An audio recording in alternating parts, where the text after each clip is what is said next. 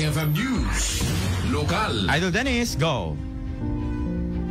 Buhay na buhay, Idol Bernard, dato'y daan, Stations of the Cross, nga nikitikid, iti alad, iti simbahan, nga aramid iti bato.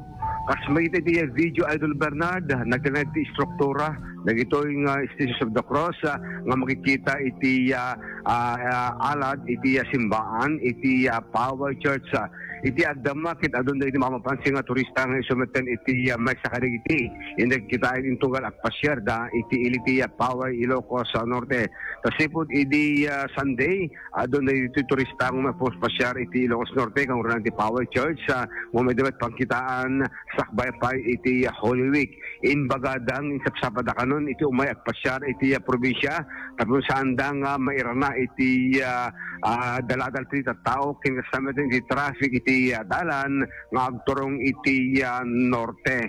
Napagada nga subilan dat Power Church gabot sanda nga muuma iti lapindas nga langan at nabaknang ti pakistoryaan iti Paway so dagapuna nga mas iti tourist spot iti probinsya ti Ilocos Norte iti Power Church. Ito na iti simbaan Idol Bernard adumatan iti makita tang imahe iti santo nga nakasagana para palang kanati umay nga Holy Week iti lawas na. Iti sangwan simbaan ti kang runan tang pagpapicturan dagitay mahilig iti selfie group gaputa pang Instagramable iti aming nga sulit iti simbaan iti ilti Paway Ilocos Norte.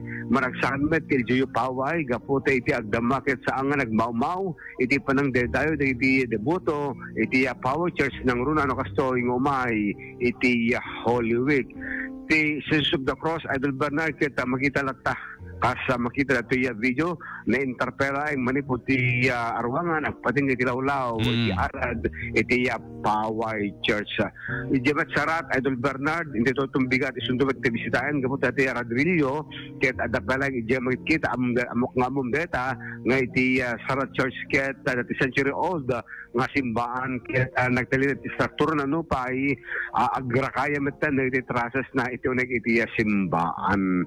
Damag pelang damag pang Holy Week iti simbaan iti Paway Idol Dennis Gabriel Alipio Tatak Aremen.